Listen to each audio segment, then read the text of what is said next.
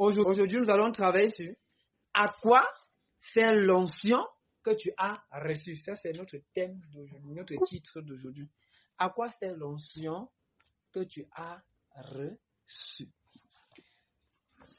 Les chrétiens aiment recevoir. C'est ça. Non, il faut que je reçoive la guérison. Il faut que je reçoive l'onction. Il faut que je reçoive ci. Bon, si tu es malade, tu as mal aux mains. Toi, tu veux que Dieu te guérisse, pourquoi? Et alors que lorsqu'on dit d'acclamer, tu te vantes pour acclamer. Tu veux que Dieu guérisse tes mains, pourquoi? Non, dis-moi, tu as mal à la tête. Tu veux que Dieu te donne la guérison au niveau de la tête. Pourquoi? Pourquoi tu continues à t'inquiéter? Tu ne peux pas rester comme ça, c'est-à-dire tu réfléchis comment faire pour faire avancer l'œuvre de Dieu. Non, toi, tu sens les soucis et tu veux que Dieu te guérisse de cette tête. Non, ça va seulement faire mal.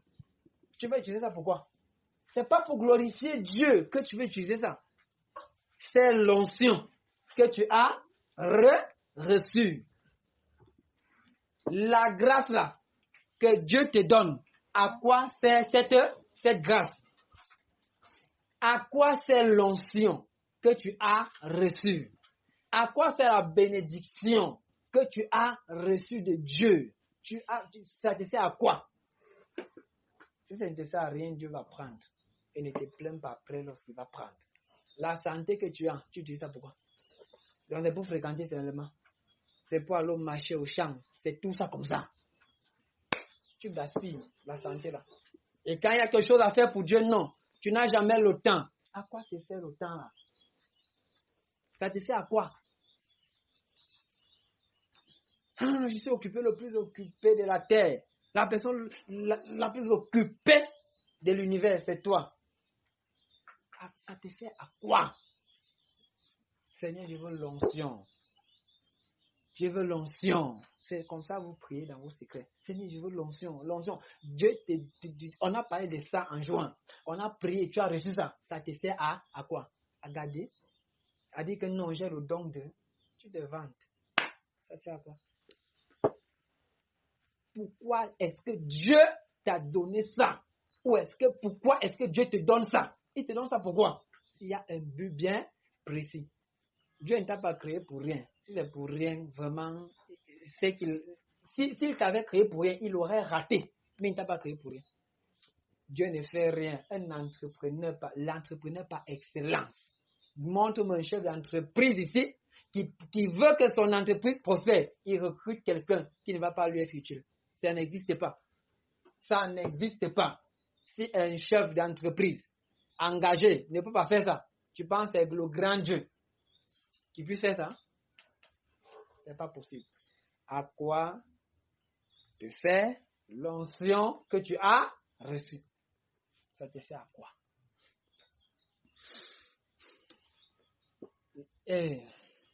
L'évangile est pratique. Écoutez-moi. La parole de Dieu, l'évangile ne consiste pas en parole, mais aussi en puissance. Si ton évangile, la parole de Dieu, c'est-à-dire si tu écoutes la parole de Dieu, c'est-à-dire tu as enseigné quelque part, uniquement théorie, et il n'y a pas de pratique, il faut faire attention. Deux choses. Soit là-bas, l'enseignement n'est pas assez, ou encore toi-même, tu ne mets pas en pratique.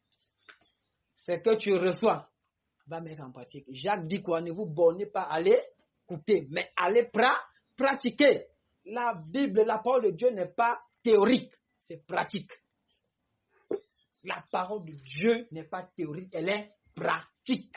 L'onction là te sert à quoi? Si l'onction te sert à guérir les malades, guéris les malades. C'est ça la pratique. Si tu dis, Père, je veux le don de guérison, active ça. Tu dis que tu as reçu, va pratiquer. Ne reste pas que j'ai reçu. Tu as reçu quoi? Tu restes dans ta chambre. Hey, depuis que tu pries pour les âmes, ils sont là-bas, d'ailleurs, ils t'attendent. Sors de la chambre, va gagner les âmes. Jésus a dit, la moisson est prête.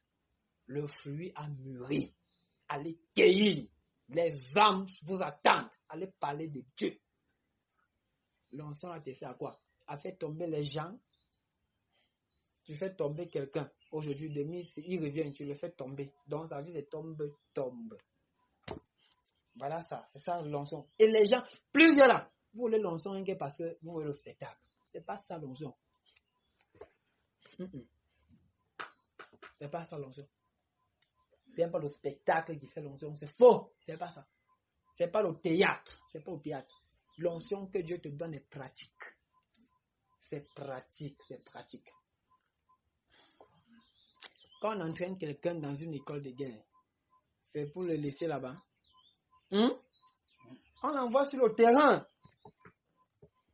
On dit tout le temps, on forme les militaires, les hommes en tenue. C'est quoi? C'est pour les envoyer sur le terrain. Même toi qui fréquentes, quand tu te formes 1-2 ans, après on dit que l'on va en stage.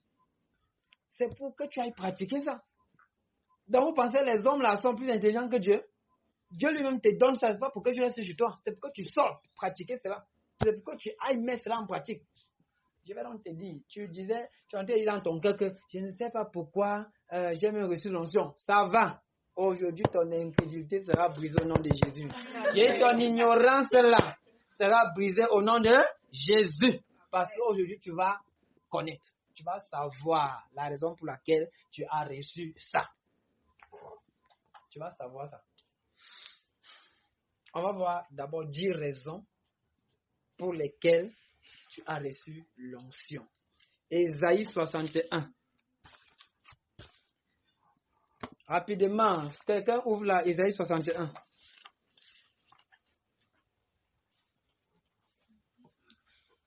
Ouvrons les Bibles. Ésaïe, chapitre 61. Partir du verset 1. Vas-y. L'Esprit du Seigneur, l'Éternel est sur moi. L'Esprit du Seigneur, l'Éternel est sur moi. Ça, c'est Ésaïe dans la prophétie, n'est-ce pas, concernant Jésus. Ok, ici, là, n'est-ce pas, on parle de Jésus. Quand il viendra, c'est ce qu'il dira.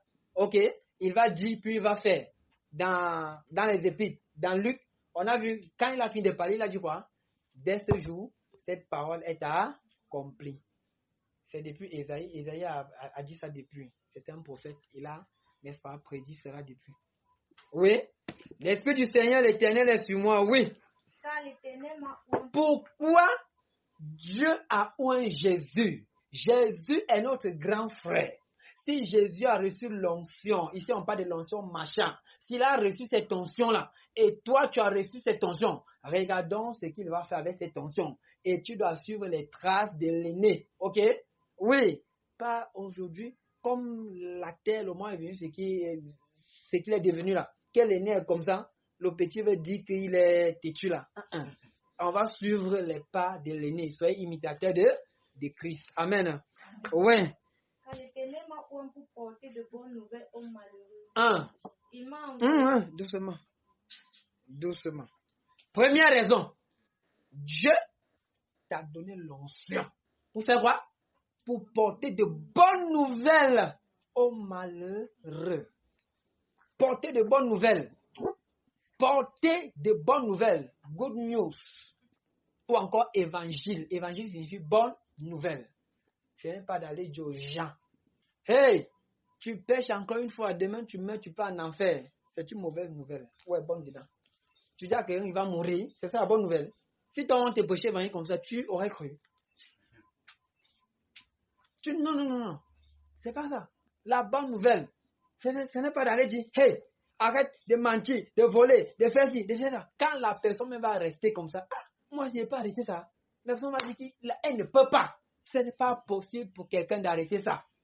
C'est pas ça la bonne nouvelle. Va annoncer la bonne nouvelle. C'est quoi la bonne nouvelle?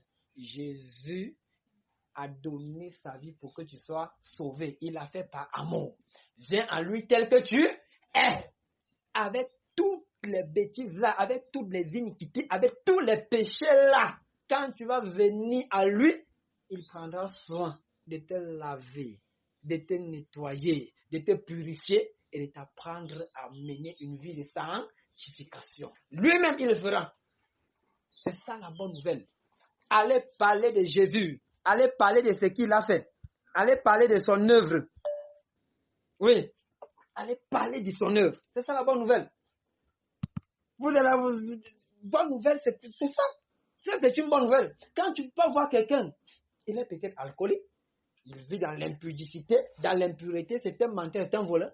Tu dis à cette personne, car je te dis la vérité, tel que tu es comme ça, Jésus t'aime. Et si tu viens à lui comme ça, sans rien abandonner, viens comme ça à lui, il va t'aider, il va te sauver. La personne va venir. La personne a fait les efforts dans le secret pour ne plus fumer, pour ne plus boire, pour ne plus mener sa vie d'impureté. Elle ne s'est pas en sortie.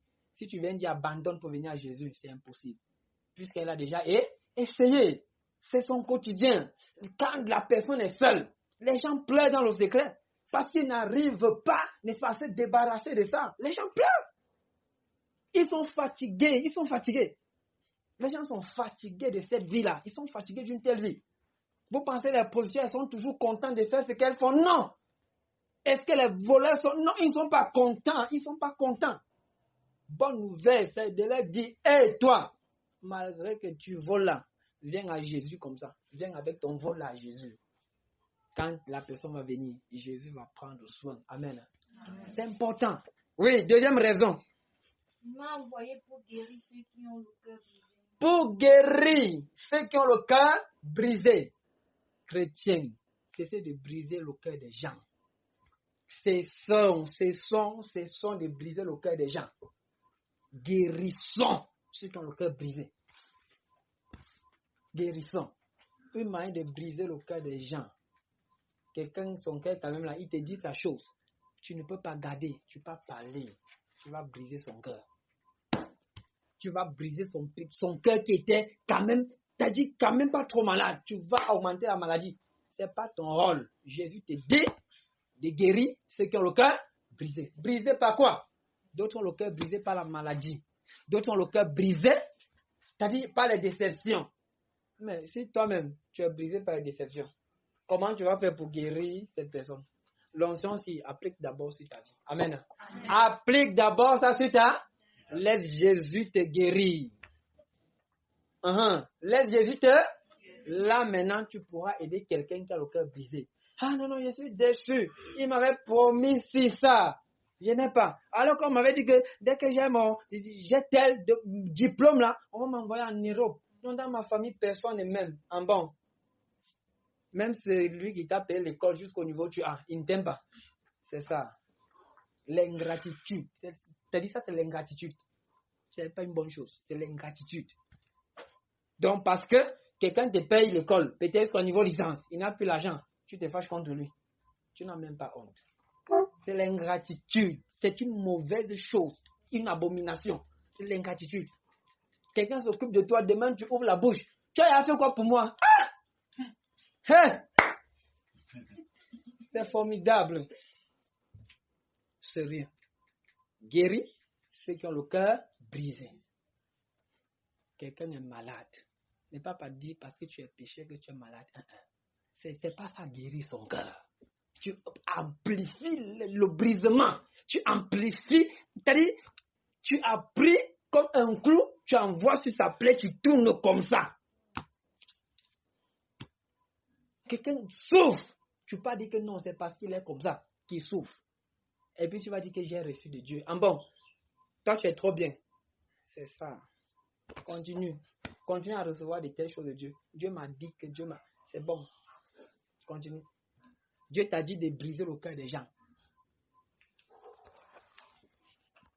Cessons de briser le cœur des gens. Guérissons. Quelqu'un souffre. Apporte la parole de grâce, la parole de guérison. Apporte la bonne parole. Le mal de 38 ans. Quand Jésus arrive, hey, tu vas être guéri. Ah, Jésus. Ici, personne ne m'aime. Tous, Jésus lui pose la question, veux-tu être guéri? Regarde comment il parle, l'amertume pleine dans son cœur. L'amertume. Un ancien de 38 ans au bord d'une piscine. Il avait oublié la route de chez lui. Il était là. C'était sa maison. On apporte la nourriture à midi, matin et le soir. Matin, midi, soir, on apporte la nourriture. Matin, midi, on apporte la nourriture. Il ne pouvait plus se lever. Mais il n'était pas guéri. Lorsque Jésus vient, veux-tu être guéri? Ah Dieu. Ici là, c'est comme ça qu'ils font. La corruption comme ça. Ah, partout. C'est comme ça. Jésus n'a même pas dit, à cause de l'amertume, il ne te guérit pas. Non. Jésus n'a même pas parlé de son comportement. Simplement, Jésus a dit, allez, va chez toi. Prends ton lit et va chez toi. Donc Jésus ne savait pas aussi sa vie. Que toi, tu vas dire, Dieu m'a révélé. Qu'il continue à te révéler. Dieu m'a dit que c'est bon. Continue dans tes révélations. Ta part arrive bientôt. Oui, troisième chose. Pour proclamer aux captifs la liberté et aux prisonniers. Proclamer aux captifs la liberté. Les gens qui sont captifs, peut-être par l'homosexualité, captifs, peut-être par la prostitution, captifs par la drogue. Les gens qui ont des problèmes, non, je fume pour oublier mes problèmes. Dès que le bâton l'a fini, le problème revient fois 2. Fois 2 parce que non seulement le problème que tu as, mais même ton poumon commence à être grillé. Le problème là vient. Non, vraiment, je suis obligé de me droguer pour dormir. C'est pas normal. Captif. Dieu a dit, on proclame la quoi? La liberté aux captifs. Les gens qui sont tenus captifs, combien de personnes dans ta famille sont tenues captives? Regarde ta famille, même chez vous parfois, combien de personnes sont tenues captives? Chaque jour, tu cours, non pas de recevoir l'onction. Tu pars, Seigneur, il veut l'onction. Pour faire quoi? Depuis que tu as eu ça, regarde ta famille. Combien de personnes sont tenues captives? Toi-même, ta vie, qu'est-ce que tu es encore captif? Débarrasse-toi de ça rapidement. Et tu peux libérer ta famille, ensuite ton entourage et le monde. Il faut le faire, C'est important. Ensuite, tu peux proclamer la liberté aux captifs. Il faut que les captifs soient libres.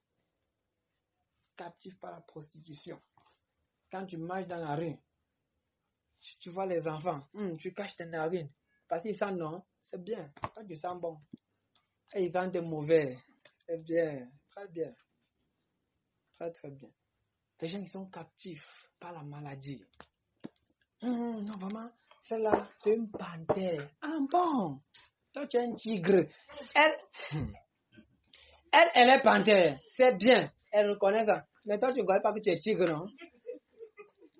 Tu connais voir la paille qui est dans l'œil de ton voisin, de ton frère. Tu ne vois pas la poutre qui est dans ton. Ne vois pas. Ne vois pas. Continue à voir les gens. Tu les classes. Tu les classes. Non, ça se rend des panthères, des lions, des ci, des ça. Continue à classer les gens. Jamais tu n'as parlé de l'évangile à cette personne-là. Jamais. Donc tu penses que la personne-là est contente de faire ça. Non, la personne n'est pas contente. Même si quelqu'un vous dit qu'il est content, c'est le mensonge. Il joue le one-man show devant vous. Dans le secret, la personne pleure. Ça ne peut pas. Un être humain normal ne peut pas être content de faire ça. Ça n'existe pas. Ça n'existe pas. La personne est captive. La personne va abandonner. Mais la personne ne parvient pas. La personne ne parvient pas. La personne va abandonner. Mais la personne ne parvient pas. À cause de quoi? De la captivité. Tu as reçu l'onction pour délivrer ces personnes captives. C'est pas pour que l'onction n'est pas pour qu'on te nomme. Toujours, tu penses à la nomination. Non, je ne parle pas de ça. Hein. Il n'y a pas de nomination dedans. Non. L'onction pour l'argent, non. Je n'ai pas dit ça. Ici, là, l'onction marche. Les raisons. Parce que les chrétiens, quand ils veulent l'onction, c'est pour leur bien-être. C'est pour eux. Non, il faut que, comme j'ai l'onction, mes affaires doivent marcher. Comme j'ai l'onction, il faut que je dois vite avoir l'argent. Je dois me marier. Je dois travailler. L'onction doit me faire C'est pas pour toi. Voilà les raisons. Oui. Et aux prisonniers la délivrance. Et aux prisonniers la délivrance. L'onction. Prison spirituelle comme les prisons physiques. Quand on arrête quelqu'un, depuis qu'on a mis cette personne de ta famille, même en cellule, en prison, tu vois, il a fait un tour? Non. Tu sais pourquoi? Parce que la personne dérange trop, non? C'est vrai. Toi, tu ne déranges pas, enfant bien parfait. Félicitations. C'est une bonne chose. N'aie pas jamais rendre visite à la personne. Il dérange. Tu as trop parlé à la personne, non? Oui. Tu as trop parlé, c'est pourquoi ne parle pas. C'est bien, ne parle pas. Et quand tu parles, dis que c'est bon, ça va t'apprendre. Tu vas tirer la leçon. Oui, c'est bon, il faut dire ça. Il faut dire, va comme ça, tu dis. C'est bon, il faut dire ça. Il faut aller étudier, il faut dire. Il faut dire ça, c'est bien. Aux prisonniers, la délivrance. Aux prisonniers, physiques comme spirituels. Les gens sont enfermés dans les cachots. Regarde ta famille. Il n'y a pas de mariage. Parce qu'on a pris vos mariages. On a mis dans un cachot. On a fermé. Toi, tu es là, tu pries, Seigneur, je veux me marier. Ah! Donc, c'est toi seul dans ta famille là. Donc, tu veux te marier. Et les autres? Ah non, chacun sa vie. La vie, c'est une place. La vie, c'est une place. Ah, c'est ça. Félicitations. Chacun se bat et Dieu nous pousse. C'est bon.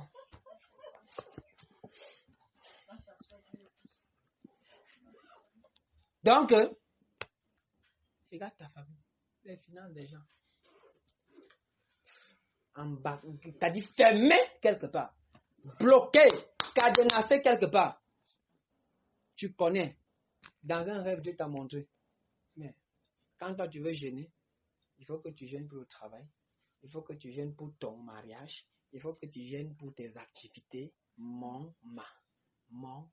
C'est toute ta vie. C'est bon. Quand tu as les problèmes, c'est ton malade qui va t'aider.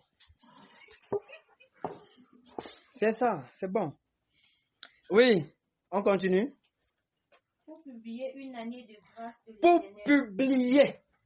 Nous sommes au numéro combien? C'est au 5e. Pour publier une année de grâce de l'Éternel. Pour publier une année de grâce. Publier. La Bible dit quoi dans Colossiens 4:6? Que votre parole soit accompagnée de grâce assaisonnée de sel. Colossiens 4:6. Accompagnée de grâce assaisonnée de sel. Toi, on connaît quand tu ouvres la bouche. Si ça ne fait pas mal à la personne, je ne suis pas content. On envoie les paroles contre toi. Tu restes comme ça, tu serres les dents. Tu réfléchis ce que tu vas dire à la personne pour que son cœur là. Tu réfléchis là. Continue à réfléchir.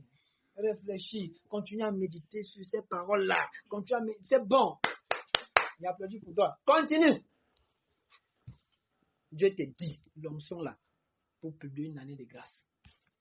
Quand l'année arrive. L'année c'est même. C'est dur, hein? Ce sera dur. L'année c'est même. C'est ça pour te donner de grâce. Un jour de grâce. Un jour se lève, tu te lèves. Comme il me poser le pied gauche en première position sur le sol là. Ma journée sera mauvaise. C'est bon. Tu accélères ta journée.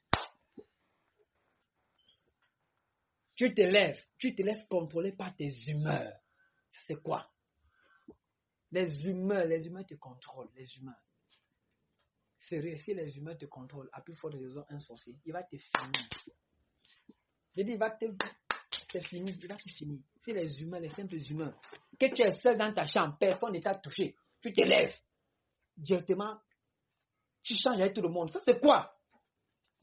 Ça c'est quoi? Tu ne veux plus vivre, mais pas loin. Si tu ne veux plus vivre avec les gens, vas-y loin. Ça c'est quoi? Que de te lever, tu es de mauvaises humeurs, tu intoxiques tout le monde. Année de grâce implique jour de grâce, implique semaine de grâce. Je vous ai toujours dit, apprenez à parler à vos jours, à vos semaines. Quand tu te lèves, confesse un bon jour. Chaque jour que Dieu a créé, il a dit, c'est un bon. C'est le français qui a déformé en disant bonjour. Dieu proclamait bonjour. Le français a dit bonjour, c'est maintenant comme une insulte. Il a déformé. Dieu, c'est une proclamation. Bonjour. Il proclame que le jour, c'est un bon jour. Même si en dormant, il n'y a rien à manger le lendemain, je sais que demain prendra soin de lui. Amen. Et c'est un bon jour. une bonne semaine, un bon mois et une bonne année. Peu importe les maladies, corona, ceci, cela, qu'ils viennent, peu importe. La Bible dit, je ne serai pas parce que c'est un bon mois, une bonne année. C'est ça. Commence à proclamer chez toi, puis tu vas proclamer chez les gens. J'avais dit, il y a soit une façon à laquelle les gens s'aiment, que tu préfères qu'ils ne t'aiment pas. On dit aime ton prochain comme toi-même. Quelqu'un qui passe tout le temps à prononcer des paroles de malédiction dans sa vie, s'il te plaît, si tu es ici, ne m'aime pas. Si tu m'aimes, ça veut dire que comme tu prends les malédictions dans ta vie, tu vas faire de même dame. Aime ton prochain comme toi-même, non? Bon, puisque toi, ta manière de t'aimer, c'est de te maudire. Comme tu dois m'aimer comme toi, tu t'aimes. Tu vas aussi m'aimer? C'est tout. Pourquoi tu ne peux pas bénir quelqu'un? Parce que toi-même dans le secret, tu ne te bénis pas. Commence à te bénir. Depuis, j'ai dit à quelqu'un, depuis qu'elle a compris ça, je n'ai plus jamais prononcé une mauvaise parole dans ma vie. Ça ne peut pas sortir. Ça ne peut plus. On ne dit jamais, jamais. Moi, je dis jamais. Oui, ça ne peut plus sortir. Pourquoi? J'ai pu tout par celui qui me fortifie. Oui. C'est pourquoi j'ai dit jamais, parce qu'il y a quelqu'un qui me fortifie. Je ne peux plus dire. Et même quand j'ai une parole négative là vient, je dis ma tête est barricadée. Ça tape là, ça part. La parole négative ne peut pas entrer jusqu'à ça reste. Dis ce que tu veux, c'est ton problème. Ça ne peut pas entrer, rester. Ça ne peut pas. Ça ne peut pas. Parce que je passe le temps à dire des bonnes choses dans ma vie. Apprends à le faire. Apprends à t'apprécier. Apprends à confesser ce que Dieu a dit dans ta vie. David a dit, Seigneur, je te bénis parce que tu fais de moi une créature si merveilleuse. Apprends à le dire pour toi. Pourquoi tu te regardes? Non, apprends à le dire. La forme que tu veux, que tu n'as pas. Parle cette forme-là, ça va venir. Ce que tu veux voir, l'attitude que tu veux voir, parle ça. Veux-tu être gentil? Si tu es chiche et tu veux être gentil, commence à déclarer, je suis gentil. Quand tu te lèves le matin, tu t'es mis, tu dis, waouh, un homme gentil c'est mis. Une fille gentille c'est mis. Oui. Si tu oublies, tu montes sur la moto, mets-toi le rétroviseur. Apprends à le faire. Dis, proclame. Quand tu vas faire dans ta vie, tu vas commencer à proclamer du bien dans la vie des autres. Tes enfants, tu vas les bénir. Tu ne vas plus dire idiot. Tu ne vas plus dire tu ne seras rien. Non. Tu vas dire, hé mon fils, même comme tu n'as pas eu une bonne moyenne, je sais que tu es un enfant intelligent. Et la prochaine fois, tu vas te rattraper. Pourquoi? Parce que la Bible dit, la gloire de la dernière maison est plus grande que la gloire de la première maison. Le match ne finit pas à la première mi-temps, mais ça finit à la dernière mi-temps. Donc, si ça n'a pas marché, demain ça va? Amen. Amen. C'est important. Amen. Oui, et un jour, oui, la suite. Et un jour de vengeance de notre Dieu. Et un jour de vengeance de notre Dieu. Écoutez-moi. Je n'ai pas dit d'aller dire aux gens que Dieu va te punir. Dieu va te punir. Non, ce n'est pas ça. Va dire aux gens que Dieu t'aime tellement au point qu'il ne veut pas que tu ailles en âme. Il ne veut pas que tu subisses sa vengeance. Il ne veut pas que tu subisses sa colère. La colère de Dieu, il va envoyer les gens en enfer. Va dire aux gens que Dieu ne veut pas qu'on subisse sa colère. Qu'il est temps de se repentir pour ne pas subir la colère de Dieu. Amen. C'est important. On dit ici, jour de vengeance, ça ne veut pas dire demain Dieu va juger les nations. Dieu va te juger. Non, c'est pas ça. Dieu ne t'a pas dit qu'il va juger la personne. Toi, mais il va commencer par toi. Attention. Oui? Pour consoler tous les affligés. Oui, pour consoler tous les affligés, les opprimés, n'est-ce pas, ceux qui sont persécutés, les orphelins.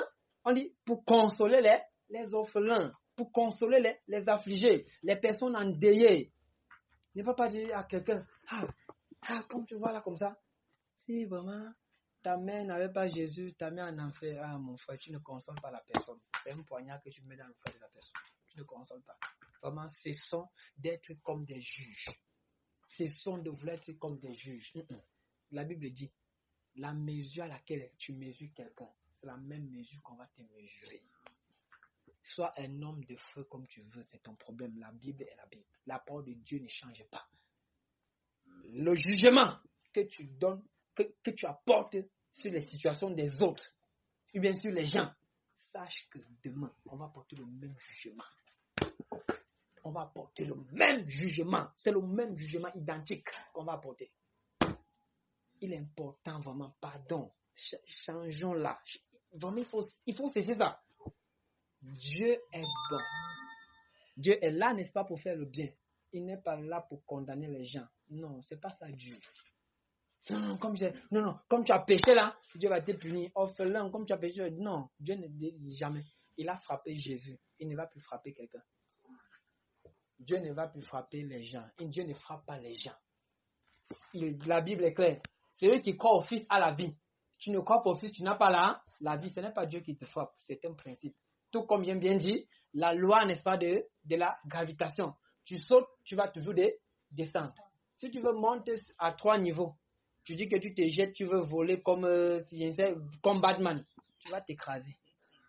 Parce que la loi là va te rattraper. Et ce n'est ni Satan ni Dieu. C'est une loi naturelle. C'est une loi naturelle. Vraiment, pardon, attention. Pour accorder, oui. Pour accorder aux affligés de Sion, pour leur donner un diadème au lieu de la cendre. Pour leur donner un diadème au lieu de la cendre. Pour leur donner un diadème au lieu de la cendre. Bon, le diadème, n'est-ce pas, est une bonne chose. On sait la cendre. C'est bon pour voir la saleté, n'est-ce pas? Au lieu de mettre la saleté sur les gens, il faut plutôt apporter quelque chose de propre. Oui. Une nuit de joie au lieu de deuil. Oui. Nous sommes au 40e. Huile de joie, c'est le 8e ou 9e? 8e. Une huile de joie au lieu du deuil. Huile de joie au lieu de deuil. Oui, fini. Un vêtement de louange au lieu d'un esprit abattu. Un vêtement de louange au lieu d'un esprit abattu. Écoutez-moi. Les fausses consolations que vous accordez souvent aux gens, que quand quelqu'un a un malheur, tu peux pourquoi Dieu a fait ça? C'est ça.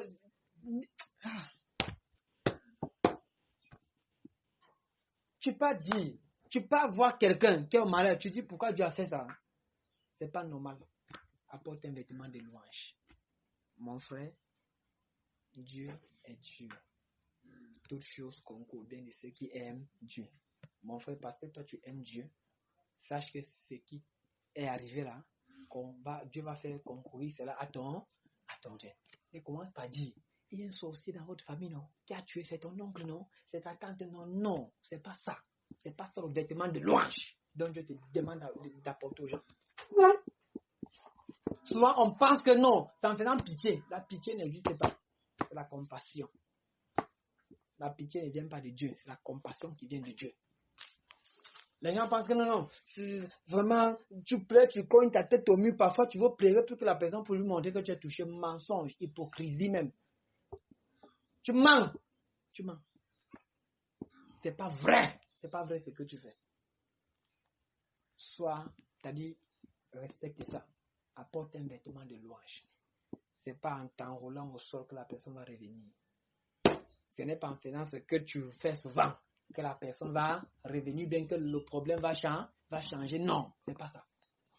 C'est pourquoi il disait une fois, c'est pas parce que il y a deuil qu'on doit dire n'importe quoi à Dieu. C'est pas parce que nous sommes dans le malheur qu'il doit dire n'importe quoi à Dieu.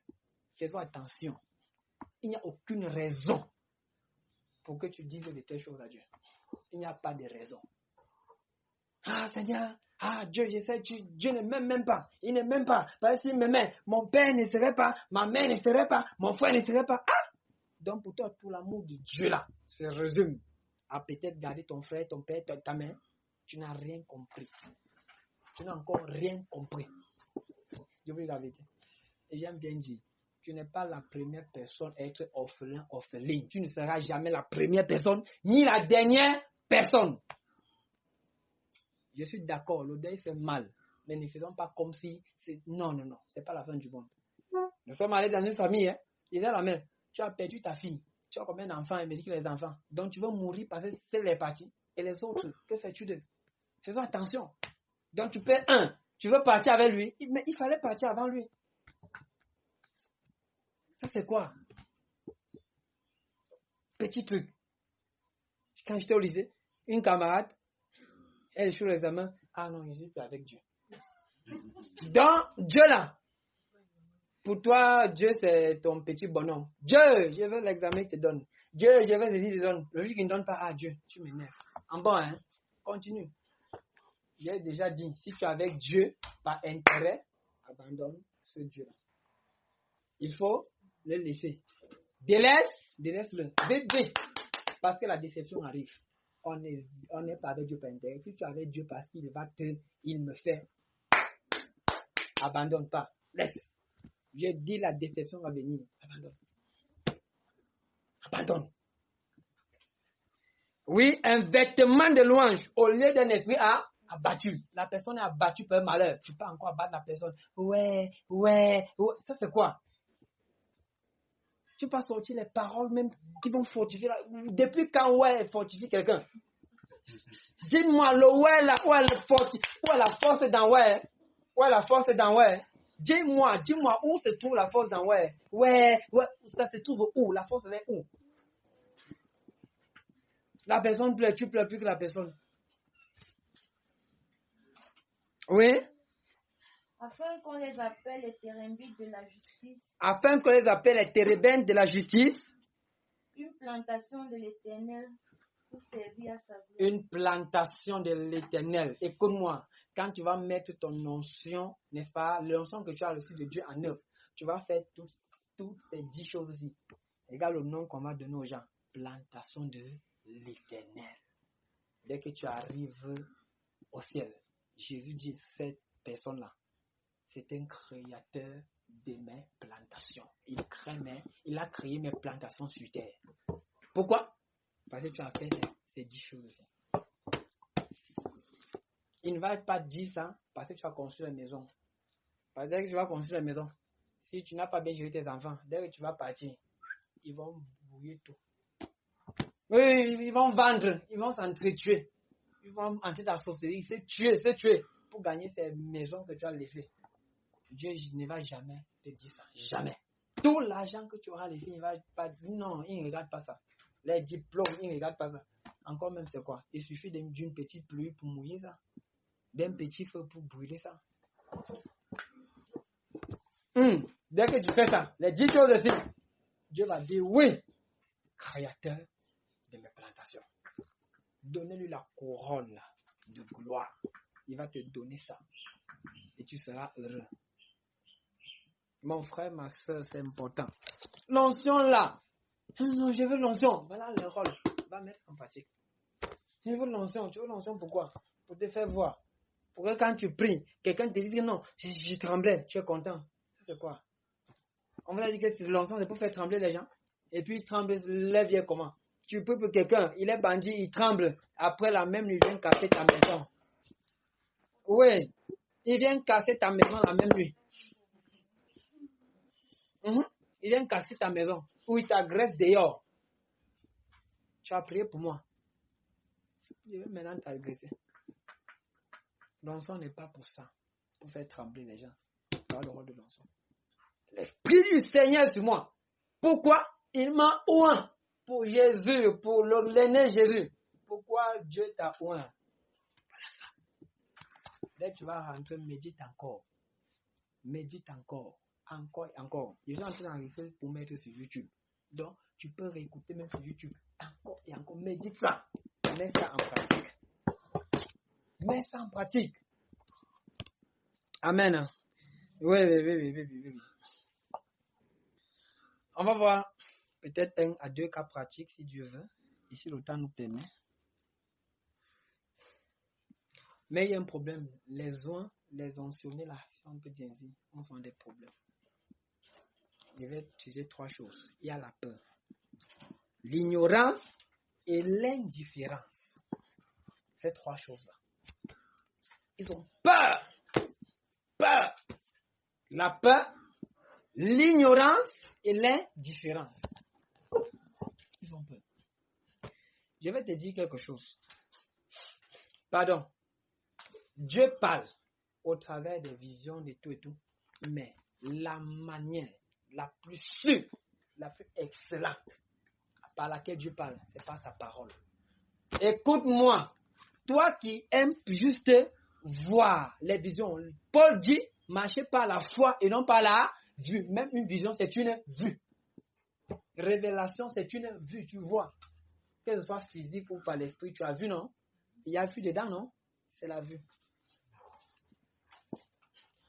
Je ne suis pas contre les visions ou contre les révélations. Quand une vision est donnée, bien une révélation ou une prophétie est donnée, on doit examiner à la lumière de quoi? De la parole de Dieu, du logos. On examine à la base, on examine avec la parole de Dieu. Si la parole de Dieu est l'examinatrice par excellence, c'est que le moyen le plus excellent par lequel Dieu me parle, c'est pas ça. Bon, comme toi, tu n'aimes pas les paroles, tu aimes les rêves là. C'est pourquoi Satan vient te troubler. Écoute-moi, Satan est trop subtil.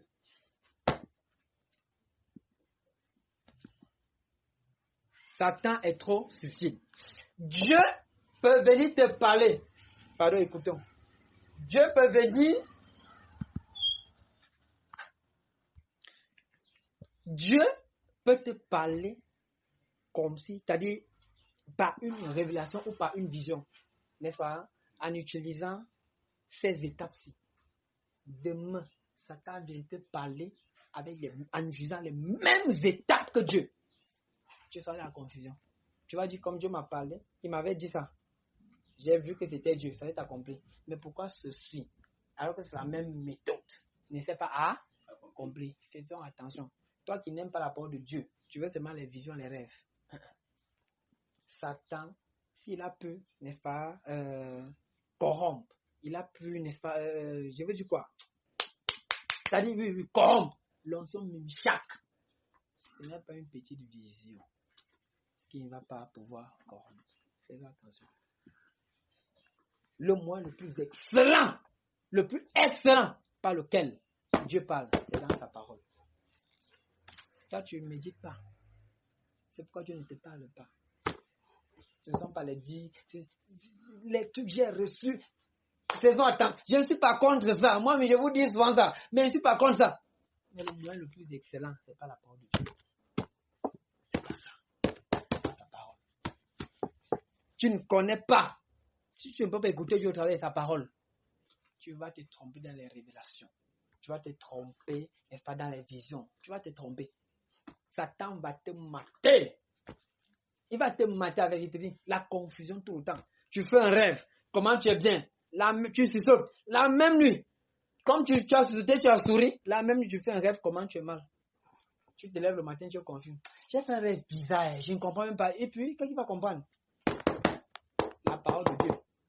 Apprends à écouter Dieu dans ça. Amen. Vraiment, il faut qu'on apprenne. C'est important. C'est important. Je ne parle pas de lecture biblique. Il n'y a pas de lecture biblique ici. Il y a méditation biblique. Méditation de la parole de Dieu. Je ne te parle pas lire.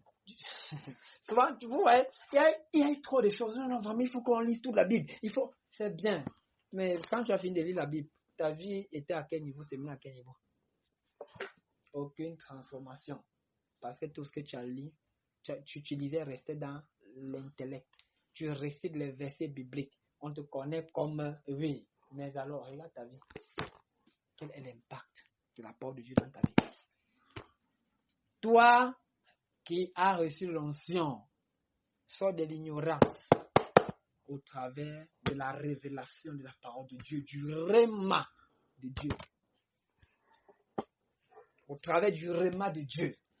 Quand tu parles au matin ou quand je sais à quelle heure tu médites, quand tu parles la parole de Dieu, dis Saint-Esprit, je veux que tu me parles. Ouvre la Bible, le passage que tu as prévu, mais je ne sais pas trop. Dis, je veux que tu me parles. Parle-moi, Dieu, parle-moi. Pour l'action de grâce dimanche passé, Quand j'étais allé en présence de Dieu, je dis, Père, je veux que tu me parles. La méditation que j'ai eu à faire là, c'est ce qu'il m'a donné. Je veux que tu me parles, Père, je veux que tu me parles. C'est au travail de ça. Ce n'est pas que j'ai vu jaunâtre, blanchâtre, tout ça. On pense que, non, voilà, ce n'est pas spirituel. Tu vois, non, c'est pas, il n'y a pas de spiritualité dedans. Ce n'est pas, tu vois, non, il n'y a rien de spirituel dedans. Non, c'est pas ça. La vie chrétienne n'est pas ça. Que j'ai vu, j'ai reçu, non, c'est pas ça la vie chrétienne. C'est pas ça. D'autres même se vendent. Non, j'ai vu Satan avec les cornes. Tu n'as jamais vu un simple ange. Tu vois Satan, tu viens te vanter. Et d'autres sont ébahis. Yeah, comment tu as vu Satan? On va te respecter. Ça, c'est la folie. Qui est ton maître, Dieu ou Satan? Tout le temps, tu passes le temps à voir Satan. Il faut faire attention, peut-être tu lui appartiens. Non, j'ai vu. Tu as vu quoi et qui? Je ne vois que les démons. Il était géant. Je ne voyais pas la tête. Tu vois les pieds. Continue. Tu ne peux pas aussi voir Dieu. Tu ne fais que voir ça. C'est bon. Sûrement, c'est ton maître là-bas. Oui, peut-être c'est ton maître. C'est pourquoi il vient constamment se présenter à toi dans les rêves, dans les visions, jusqu'à quelqu'un va dire que non, il m'a poursuivi, j'ai couru plus que lui. Vraiment. Oh! 2 Rois chapitre 4. Rapidement, 2 Rois chapitre 4.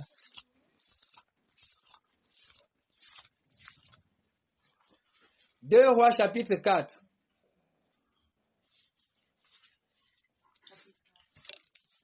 Oui, à partir du verset 1. Ça, c'est le premier cas que nous allons voir, n'est-ce pas? Un cas pratique. Oui? Une femme d'entre les femmes des fils des prophètes cria à Élisée en disant, ton serviteur, mon mari, est mort. Oui. Et tu sais que ton serviteur craignait l'Éternel. Or, le créancier est venu pour prendre mes 2 enfants et en faire ses esclaves. Voilà une femme. Une femme d'un homme certainement qui servait Dieu. Parce qu'on dit que parmi les fils des prophètes, son mari était parmi les fils des prophètes, donc probablement il servait Dieu. Il est mort étant endetté. Regardez un homme qui sert Dieu. Regardez la honte qu'il laisse. Il est mort, sûr qu'il est endetté. Et il devait à qui peut-être un homme chrétien. Et ce païen maintenant vient prendre ses... Il était même païen, il n'était pas chrétien. Parce qu'il est venu pour prendre ses 2 enfants et faire des esclaves, rien que pour la dette. Quel genre de dette? J'imagine un peu la lourdeur de cette dette. S'il ne prend pas mais 2 enfants pour en faire des esclaves, pour qu'il puisse payer ma dette, c'est terrible. Un homme de Dieu, sont ça les gens qui servent Dieu sont les plus malheureux. Ils sont toujours là comme ça, tristes, les mions d'os, les visages comme ça. Non, c'est comment? Non, j'étais à la nuit de prière. Non, c'est comment? J'étais à l'étude biblique. Non, c'est comment? Dans sa vie, c'est ça. Nuit de prière, église. Qui vous a dit que c'est ça la vie chrétienne? Qui vous a dit ça? Qui vous a dit ça? Non, je ne dors pas parce que j'écoute les enseignements sur YouTube. J'ai pas une nuit de prière. Depuis que tu écoutes, où est ta vie?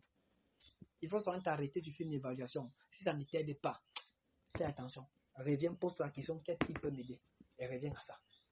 Ce n'est pas l'abondance d'enseignement dans la tête qui fait quelque chose. C'est dans le cœur qui fait quelque chose. Non, ce vendredi, nuit de prière dans telle église. L'autre vendredi, nuit de prière dans telle église. Non, j'ai rendez-vous avec les sœurs. J'ai rendez-vous avec les frères. Toujours nuit de prière. Donc toi, tous les vendredis, nuit de prière, regarde ta vie. Tu es la plus malheureuse de la famille du quartier. Alors que c'est toi qui pries le plus. Regarde ta vie. Ça c'est quoi? Ça c'est quoi ça? C'est quoi?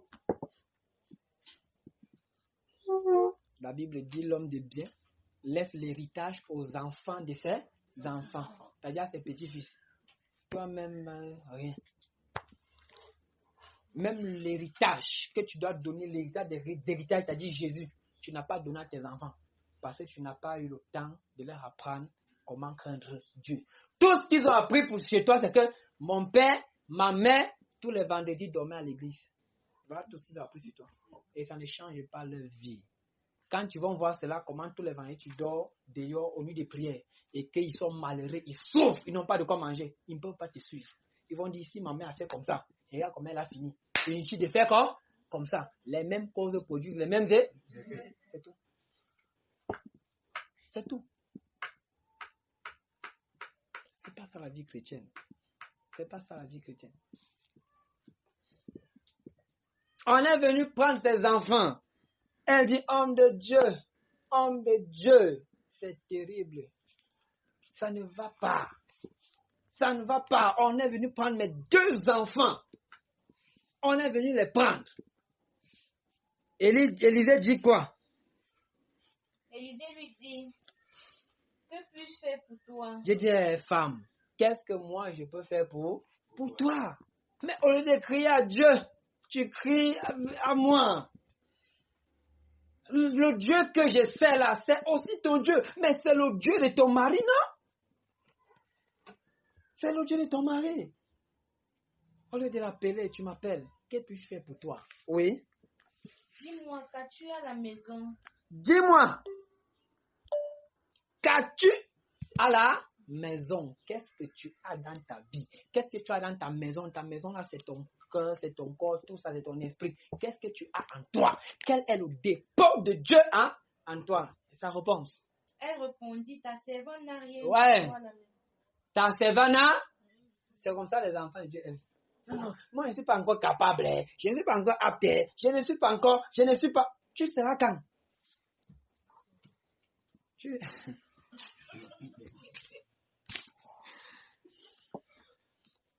Qu'as-tu à la maison, femme? Non, vraiment, tu vois, Élisée, grand prophète, ta humble servante n'a rien à la maison. Et on pense que c'est l'humilité.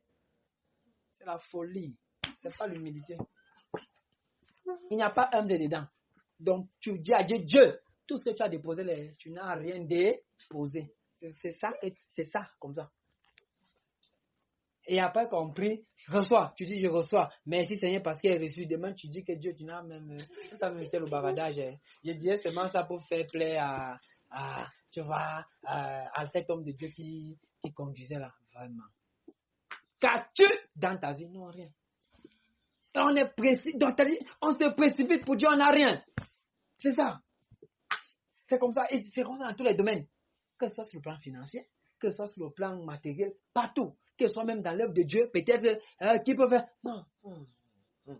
On pense c'est l'humilité. Continuez du courage dans votre humilité. C'est ça. On vous a appris l'humilité comme ça, non? C'est bon. Oui? Ta servante n'a rien du tout à la maison qu'un vase dur. Qu'un vase, elle minimise, elle néglige pour décourager l'homme de Dieu. Homme de Dieu, mes problèmes sont grands que je sais que même Dieu ne peut pas agir. Mon frère, tu viens me voir comme ça, tu finis ma foi. Tu vas me dire comment tes problèmes sont grands que même Dieu, même pour agir, il faut qu'il prenne de moi. Je n'ai pas de temps pour prendre de moi avec toi. C'est comme ça les gens sont. Non, vraiment le genre de problème que j'ai fait. Un jour, un homme ne veut pas prier pour une femme. Ça fait 14 ans, elle est malade. Il prie. Et il dit que bon, maman, allez, bouge le pied. Elle dit, mon fils, je sais que ça va aller. Tu vois, ça fait 14 ans, on prie chaque jour. Ça va aller. Hey, je rencontre un gars comme ça, il te laisse. Il est bouge le temps. Va. Tu veux, c'est quoi? T'as dit aucune foi dedans, aucune foi. Ça, c'est tuer la foi du serviteur de Dieu. Ça, c'est ridiculiser sa foi. Ça, c'est tuer sa foi. T'as dit rien à l'extérieur, rien dedans. Rien. Ça, c'est quoi? Tu viens voir un homme de Dieu, tu lui dis comment tes problèmes sont tellement grands pour l'effrayer. Tu veux qu'il t'aide comment? Non, dis-moi, quand tu l'as effrayé, tu veux qu'il t'aide comment? Quand on venait consulter, ils sont partis voir un homme de Dieu pour lui exposer un problème. Allez présenter le problème avec des encouragements. Tu présentes ton problème, tu dis, dans Matthieu là, si on s'accorde, tu peux te dire que j'ai souvent prié. Je suis maintenant venu, n'est-ce pas, pour que tu m'aides afin qu'on s'accorde. Et quand on va s'accorder, Dieu va nous exaucer. C'est comme ça. C'est pas que on dit, non, voilà tous mes problèmes, tu pars. Il va porter, tu es arrivé. Je laisse là. Le jour que tu vas revenir, tu vas voir ça là. Donc tu penses que je suis Jésus. Tu viens te déchirer tes problèmes sur moi. Tu pars. Si 10 personnes font comme ça allait me tuer. Et quand dès que cet homme de Dieu aura un petit problème, vous allez l'abandonner pour aller ailleurs. C'est ça l'église aujourd'hui. Nous sommes bien sages. On fait de plus ça.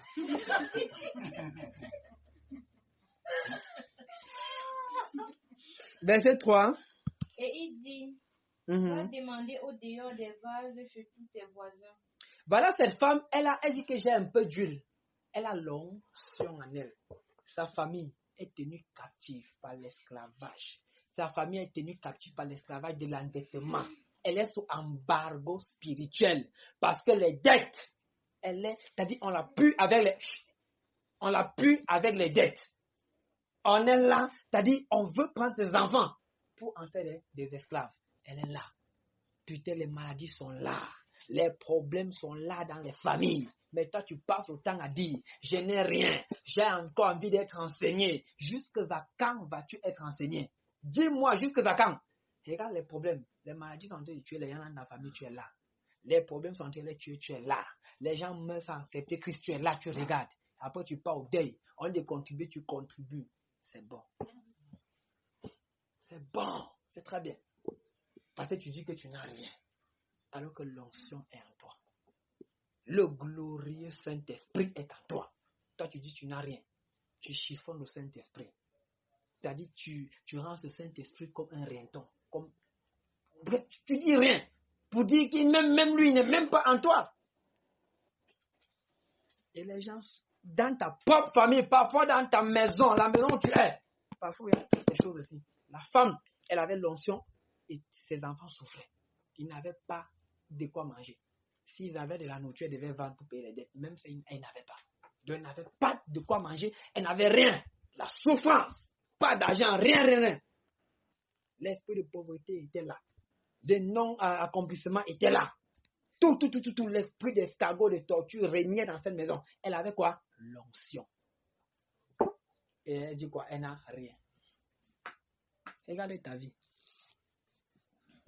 Tu n'as rien, non? C'est bon. Continue. Petit problème. Non, tu es là. La volonté de Dieu. Non, c'est la volonté de Dieu. Ah. Oh, la volonté de Dieu. C'est bon. Il dit quoi? Va au dehors. Demande des vases chez tous tes voisins. Les vases vides. Écoute-moi. Quand tu vas sortir, aller prêcher l'évangile aux gens. Vases vides, remplis les vases vides. Les vases qui ont besoin de ton aide.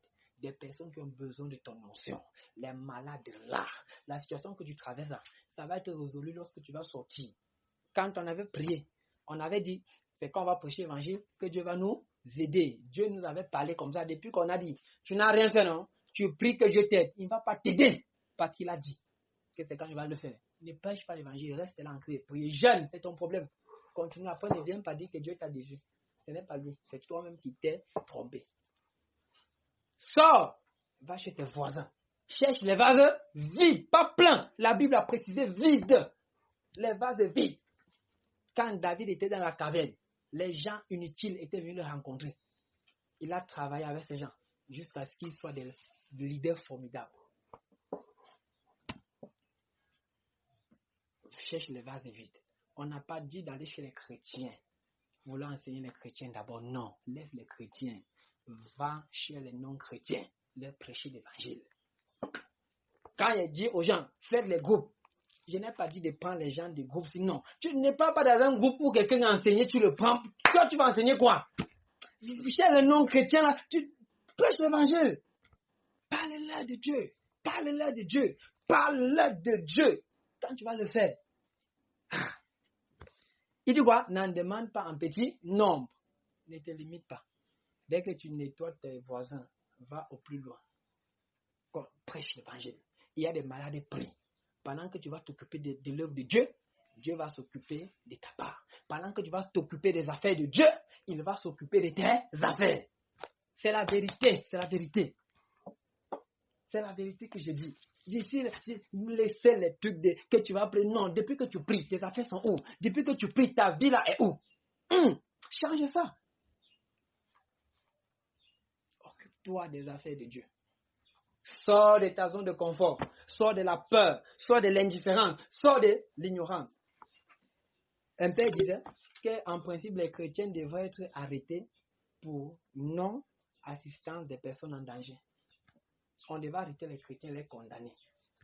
Parce que les gens sont malades dans leur famille. Pour eux, c'est comme si c'était rien. Il est en danger par la maladie. D'autres ne sont pas enfants de Dieu.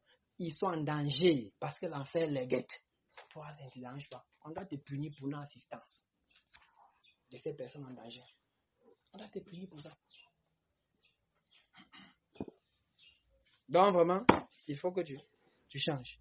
Élisée dit quoi? Verset 4. Quand tu seras rentré, oui, tu fermeras la porte sur toi et sur tes enfants. Ferme la porte sur toi et sur tes enfants. Hey, les voix d'étrangers là, laisse ça. Ils sont te dit de prêcher l'évangile. Quand tu vas sortir pour rentrer, Satan va te dire tu n'es pas encore prêt. Hein? C'est la voix de l'étranger. N'écoute pas ça. Écoute ce que je te dis. Si tu ne veux pas m'écouter, ne viens plus. Tu viens donc faire quoi ici là? Si tu ne peux pas venir écouter, plutôt quand on te dit, tu sors, tu écoutes ce qu'il y a dehors. Mais reste souvent dehors, tu écoutes dehors. La voix de l'étranger. Satan va te dire, regarde, tu viens, tu vas aller prier pour quelqu'un. Dieu va décider peut-être de guérir la personne quand tu vas partir. Satan va dire, tu as vu, tu as prié, la personne n'a pas guéri. Et tu vas te décourager. C'est la voix de l'étranger. Dieu t'a dit de prier et de guérir. Fais-le, il va agir. Fais simplement, il va agir. Fais selon sa parole, il va agir. Il va agir simplement. Prêche l'évangile. Même si les gens endurcissent le cœur. Paul dit, j'ai semé, Apollos a arrosé, c'est Dieu qui fait croître. Tu peux semer la parole. Quelqu'un d'autre pourra venir arroser. Et Dieu pourra venir faire cueillir le fruit. Faire ressortir un bon fruit. Ça peut commencer par toi. C'est-à-dire, tu prêches l'évangile, tu t'en vas. Un jour, il peut écouter. Il dit, oui, j'ai déjà écouté ça. Il est temps que je. Et tu aurais fait quelque chose de bien. Vraiment, faisons-le. Nous sommes dans cette saison d'évangélisation. Faisons-le. Faisons-le. Il a dit chaque mois, au minimum une fois, il y aura sortie d'évangélisation. Chaque mois, minimum une fois. Dans différents quartiers. Même si c'est dans les villages, on va partir. Fini, on revient. Si tu veux, tu n'as pas de temps. Vas-y. Non, il ne faut pas avoir de temps. On dit, ferme la porte sur toi. Et quoi? Tu verseras dans tous ces vases et tu mettras de côté ceux qui seront pleins. Alors elle le quitta, elle ferma la porte sur elle. Et il présentait les vases sur tout ça. Verset 6. Verset 6. Lorsque les vases furent pleins, oui, elle dit à son fils, présente-moi encore un vase. Oui. Mais il répondit, il n'y a plus de vase. Et lui, ça s'arrêta, oui. Elle alla le rapporter à l'homme de Dieu. Et il dit, va vendre l'huile et paye ta dette. Et tu vivras, toi et tes fils, ce qui restera. C'est tout. Elle n'avait plus rien. Mais elle avait l'onction. Elle n'a pas su reconnaître ce qu'elle avait. Élisée lui a dit, sors de ta zone de confort. Sa zone de confort, c'était la maison. Elle priait, elle pleurait. Élisée a dit, sors, va chez les voisins, prêcher l'évangile. Va chez les voisins, guérir les malades. Va. Laisse la peur, laisse l'indifférence, laisse tout ça. Mais va œuvrer. Quand tu vas faire, Dieu va s'occuper de ta famille. Que Dieu la bénisse. Je n'ai pas dit que l'onction c'est pour chercher l'argent, non. Dieu va s'occuper de la manière qu'il voudra. C'est important. Tu veux que Dieu t'occupe de tes affaires, occupe-toi de ses affaires aussi. Je m'en fous. Si tu veux, tu dis c'est donnant, donner, oui, c'est ça. Prends ça comme tu veux. Occupe-toi des affaires de Dieu. Il va s'occuper de tes affaires. Amen. Donc, on va pas étudier le deuxième cas, mais c'est juste David et Goliath. On voit David, n'est-ce pas? C'est dans 1 Samuel 17, tu vas lire ça à la maison. 1 Samuel, tout le chapitre 17, tu vas lire, tu vas méditer sur ça à la maison. David est venu délivrer le peuple d'Israël de l'esclavage. Un peuple, il est formé tout le temps. Ah, l'Éternel est grand, l'Éternel est puissant. Dès qu'ils sont devant Goliath, Goliath sort, il disait, vous l'avez vu, là, comme il est géant. La peur revient. Le peuple de Dieu. La chose là. Donc, vraiment, mon frère, ma soeur.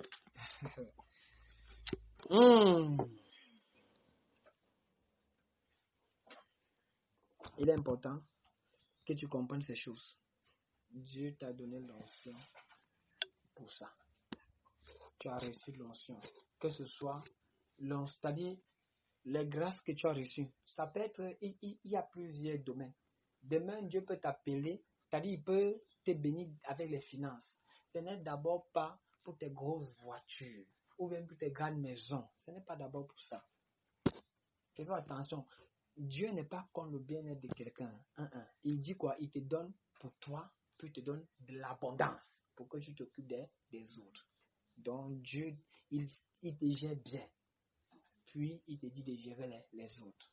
Il n'est pas contre ton bien-être.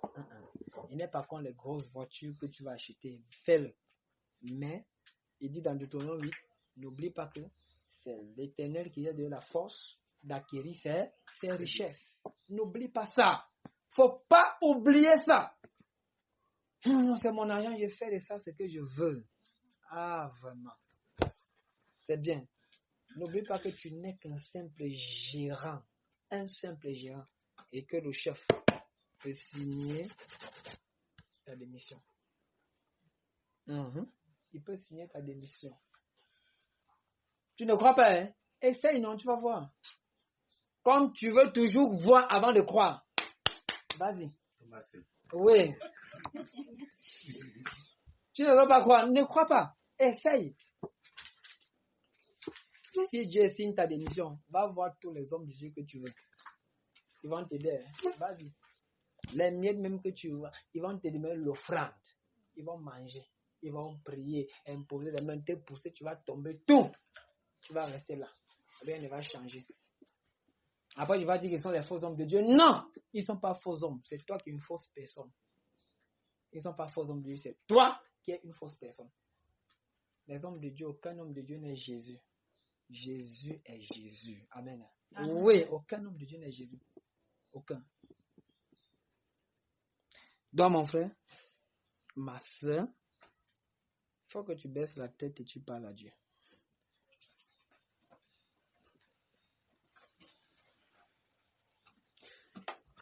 Il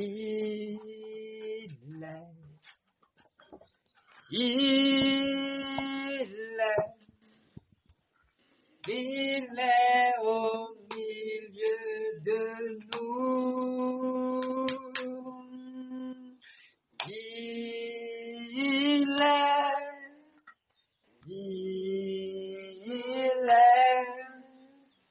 Il est au milieu de nous. Chantons, il est Jésus. Il est présent. Il est présent parmi nous.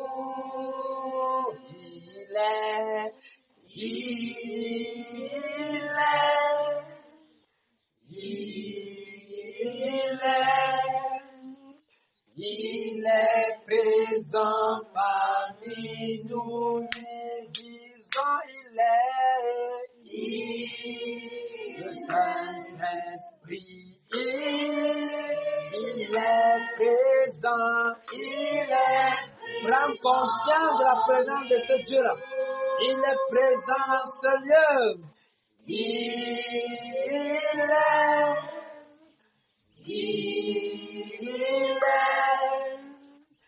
Il est présent. Je veux que tu regardes à ta vie. Le Saint-Esprit est présent. Regarde à ta vie maintenant. Tu as écouté la parole de Dieu. Peut-être le Seigneur t'a interpellé. Je veux que tu parles à Dieu selon les interpellations qu'il a eu à te faire. On a parlé. Est-ce que tu te retrouves dans certaines choses dont tu faisais qui ne plaisaient pas à Dieu, bien qui ne plaisent pas à Dieu? Si c'est le cas, demande-lui pardon. Humilie-toi devant ce Dieu-là. Demande-lui pardon simplement. Il va te pardonner. Demande-lui pardon sans culpabilité. Il va te pardonner. Il va te laver. Il va te purifier par le sang de Jésus. Parle à Dieu, mon frère, ma soeur. Parle à Dieu ce soir.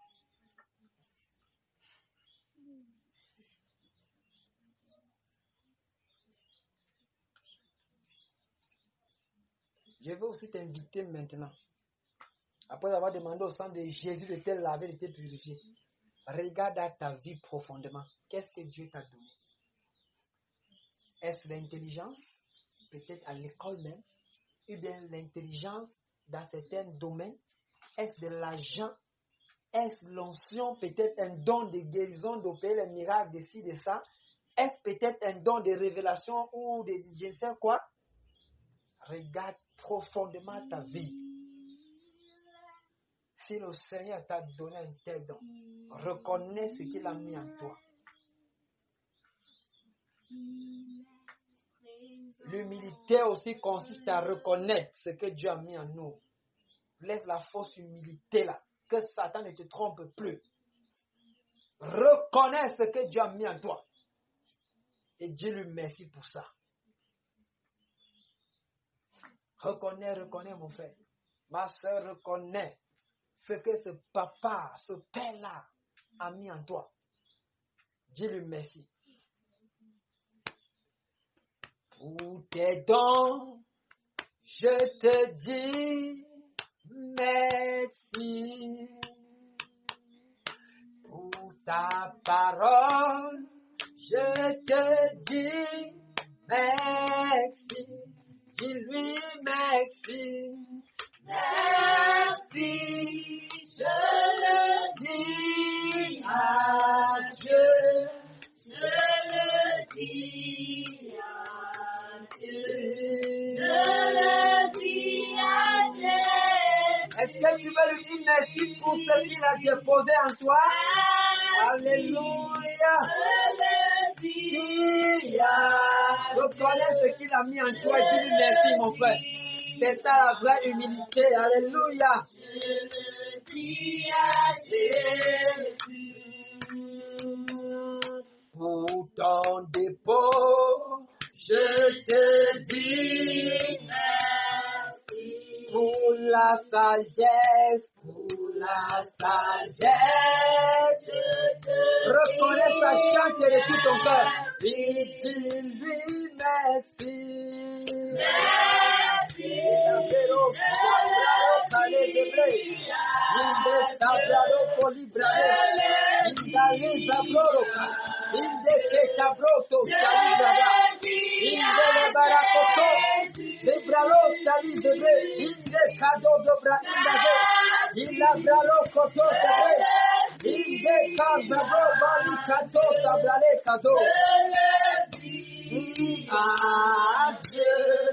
Je le dis à Jésus. Pour ton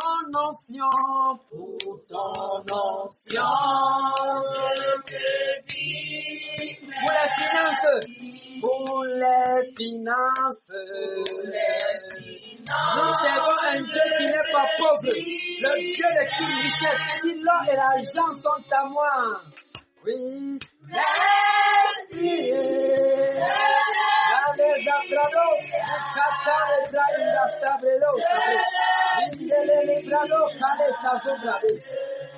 Je le dis à Jésus. Merci.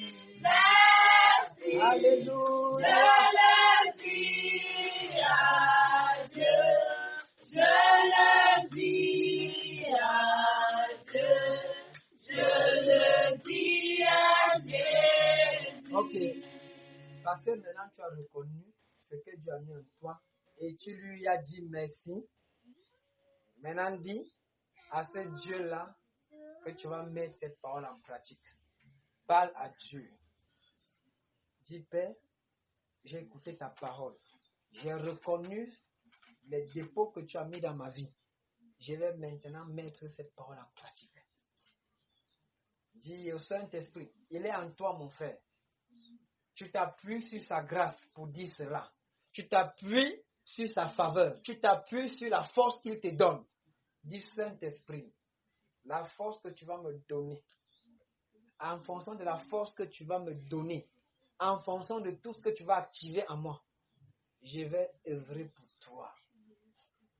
Je vais œuvrer pour toi. Je vais faire ce que tu m'as dit ce soir de faire. Et je compte sur ta grâce.